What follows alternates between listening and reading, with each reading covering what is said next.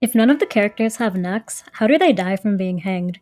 When somebody is distracted by a consort, weren't they able to recognize them as such the next day at the town meeting?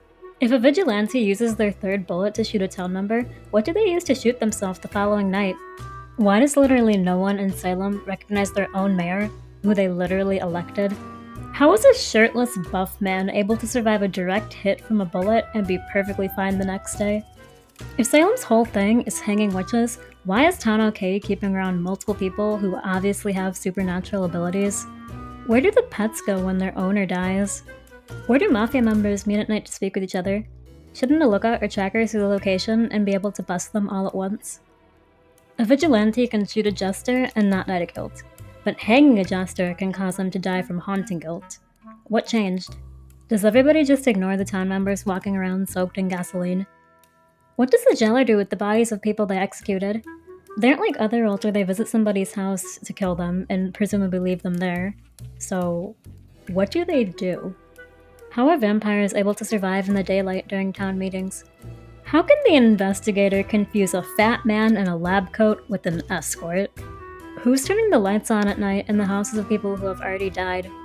What's so special about the gallows that can kill a being capable of surviving being shot, stabbed, burned, poisoned, mauled, and haunted?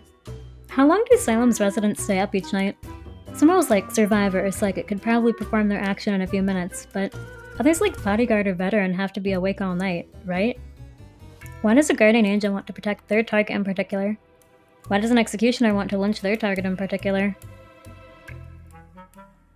Okay, so everybody's saying things like this. I got you, I hear you, I understand.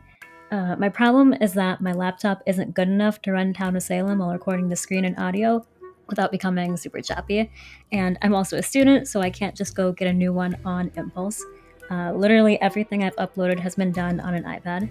So the current plan, which is totally subject to change, is to keep doing 2-minute goofy iPad videos when I feel like it and have the time to until my semester ends in early June. And hopefully by then, I'll be able to have a decent laptop and can do some commentary videos too. I'll definitely have the time to then, at least until I go back in fall.